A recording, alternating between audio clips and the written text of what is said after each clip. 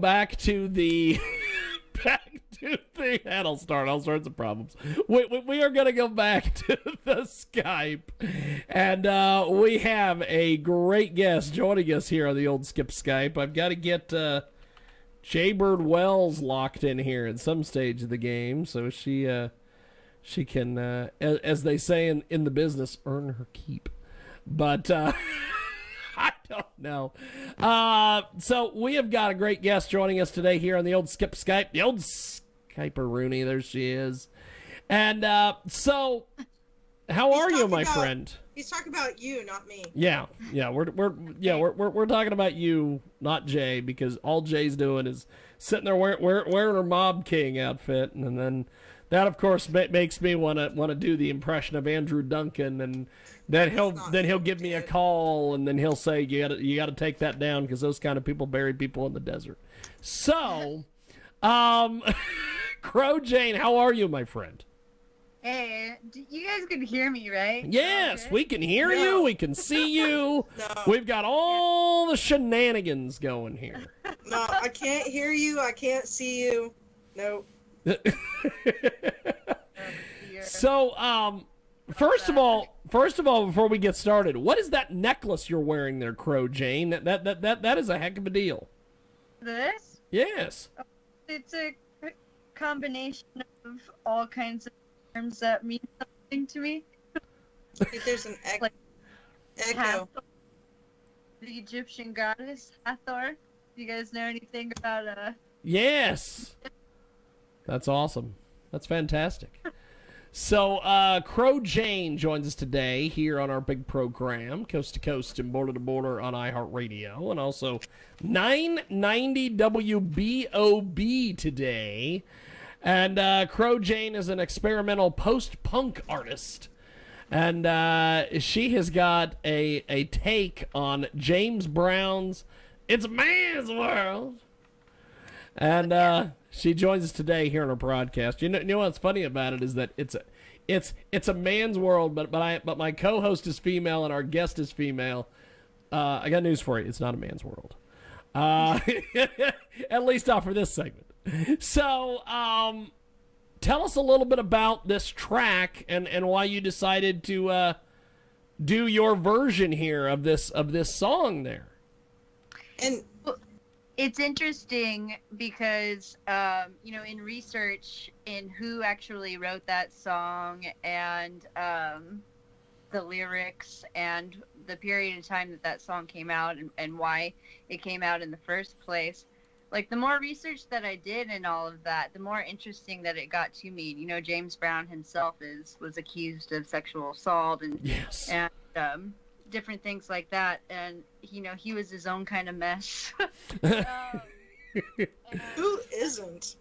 Right, and that was interesting to discover as well. And a lot of people have covered that song, including one of my favorite bands called The Residents, which is like a surreal band from San Francisco from the 80s.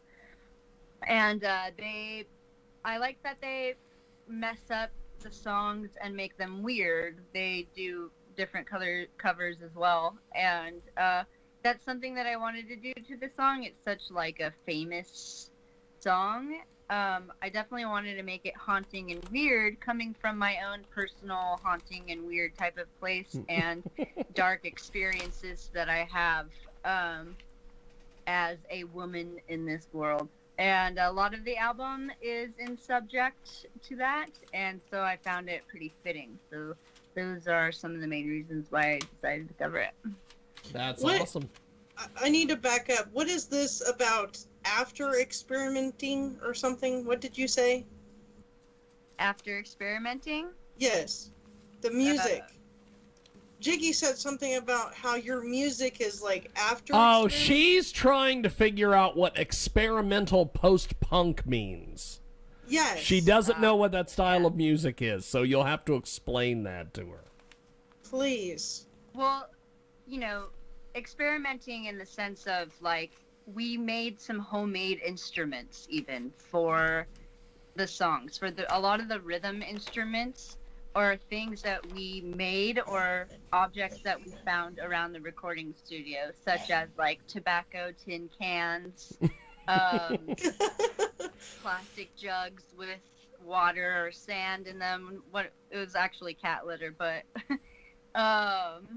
tin foil, metal bed railing, and some of that experimentation comes from like I'm not a drummer.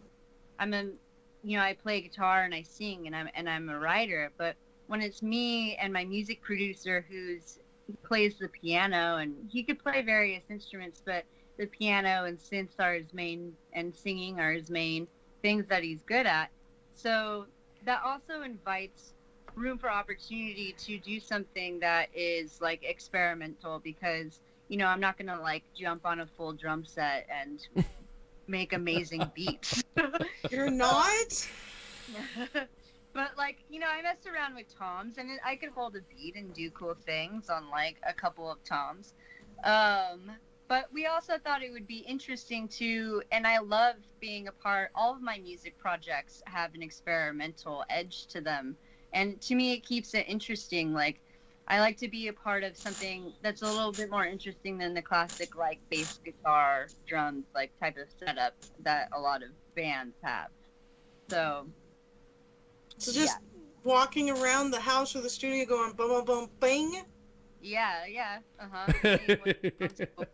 Like one of the songs has a sliding glass door to the vocal booth in it because we are like the mic was still on and recording and I was walking out of the vocal booth to go back and listen on the other side of the studio and we played it back and we heard like whoosh from the door and we're like, well, wow. that sounds fucking awesome. Look at that. Yeah, that's great. What you're talking about in the movie industry, I believe, is called Foley. Foley, yeah. Yes, where there was a TED talk where he says that these three rain scenes, one of them is actually bacon sizzling, and you watch them and they're all bacon sizzling, but you think you hear raindrops.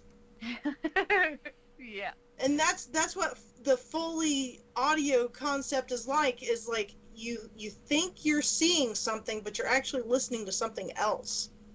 Right, like the swishing of this door kind of sounded like haunting wind, but really it's just like glass door opening and closing. Yeah. And I think all that stuff is really interesting. There's a bunch of like industrial type of gothy bands that I think play with a lot of cool rhythmic sounds, as well as like even down, and I've said this in interviews before, to something like Disney and productions where like they were in animation and cartoons where they're thinking about what kind of sounds can we make for like using what kind of instrument. And they made a lot of their instruments too for something like a character falling off a cliff or something, like what is it? I don't know. I just think all that stuff is interesting to me. What got you started with the Foley? Did you take some college? No. I think just being a part of experimental type music for a long time, I think is just like, and that all started with my band. It's called Egrets on Ergot. I've been in it for like well over a decade now, and all of us are different characters that are into different type of experimentation with music, and I've learned a lot from them, and we've experimented a lot, and I've met from that a lot of different type of people that are like the bass player that we have in that band now wrote this huge, like, I don't know, 600 maybe plus page dissertation on noise music. So it's like, wow. Yeah. So that is have tremendous. You ever played with the wine glasses? Oh yeah. Yeah, that's fun.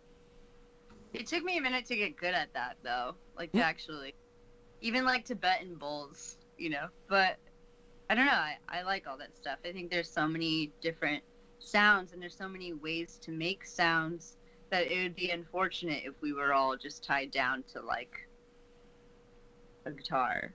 Yep. Yeah.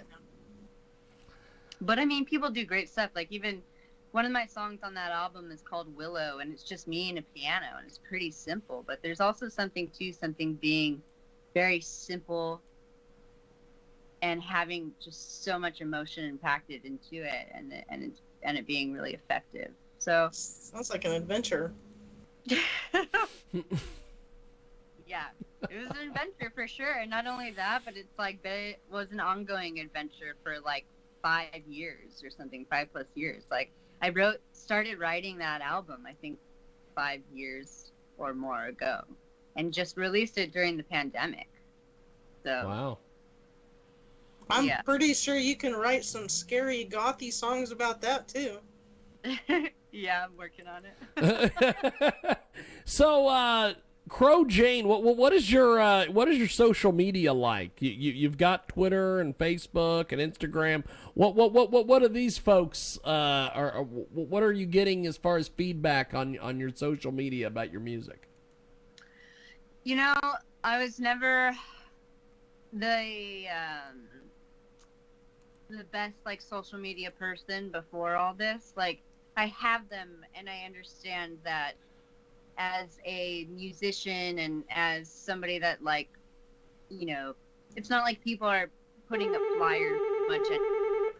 Go ahead. Well, it's just Miko Hayes calling us back. Go. Just put your end on mute so I can listen to the hot chick.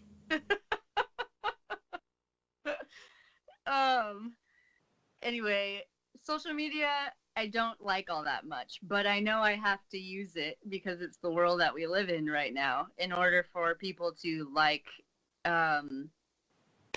listen to my music or get interested in it or whatever. You know, theoretically that's a tool anyway that I didn't necessarily like.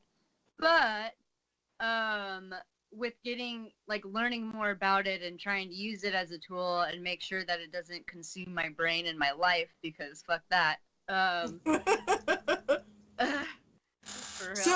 So were you always in the goth world? I mean, in high school were you into goth? Yeah, I was, which I think, you know, stemming back to the social media stuff, like that's, you know, part of me that was like the goth girl just sort of like drawing weird imagery in bushes is the part of me that like also doesn't like social media. But kind of introverted. Yeah. And I've gotten better with it, and you know, I've discovered ways that I could actually like it by making it about my art and just focusing on that. And I think the feedback that I've gotten about the album has all been really good. There's only been like a few various people that are like and honestly it's the people that think the songs are about them that are the ones that are kind of upset about the record. No. But it's really not. It's about me and my life. Has the goth like world changed between high school and now?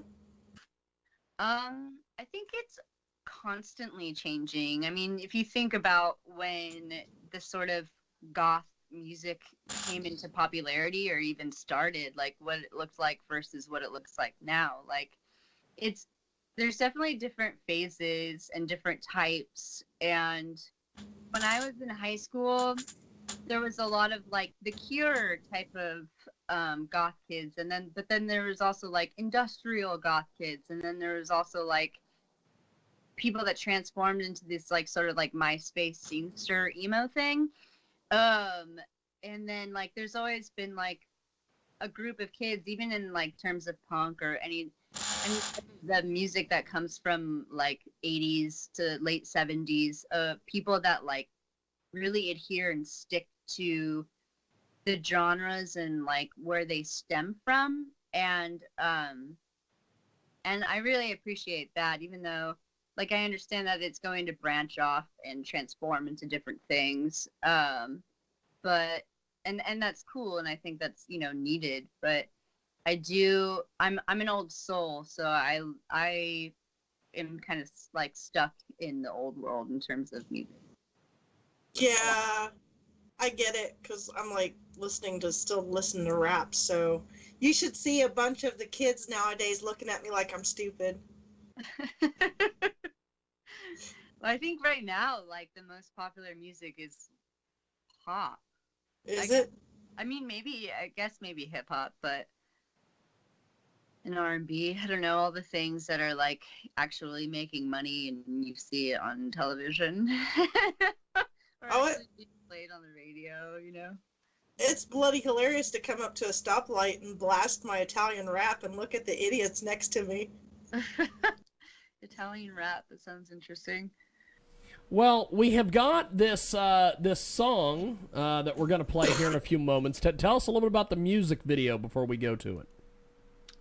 Which song are you playing? The James Brown song. It's Man's World. That's right. The Man's World. So that music video, it's about like a surreal family, and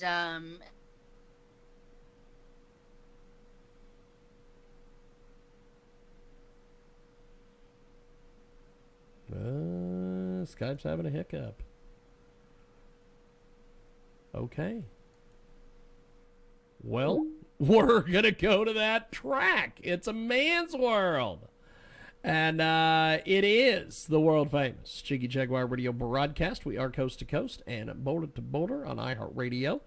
And also AMFM247.com, TuneIn, iTunes, Radio Loyalty. Of course, WBOB today on our big program. And we are going to go to this track here in just a few seconds.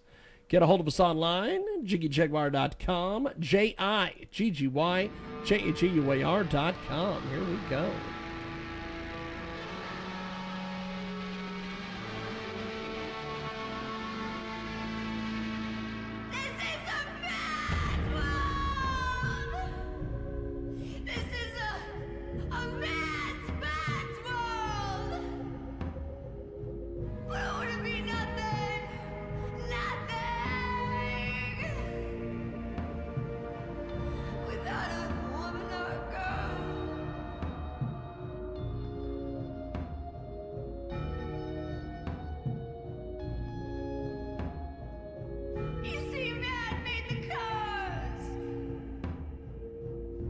Take us over the road,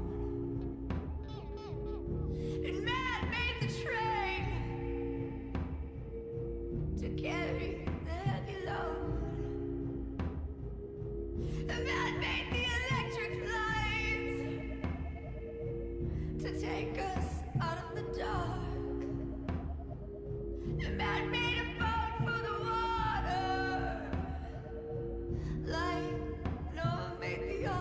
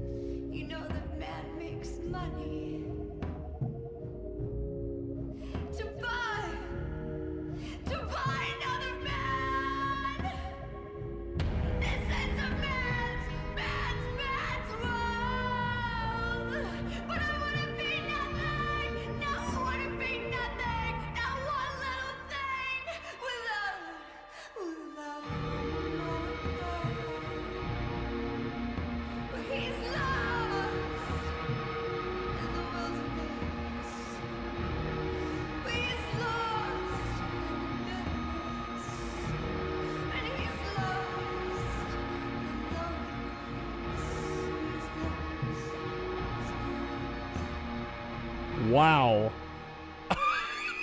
It's A Man's World. It is CROWJANE's version, and that is amazing. We are going to take a time out. When we come back, we have got more coming up. It is the world famous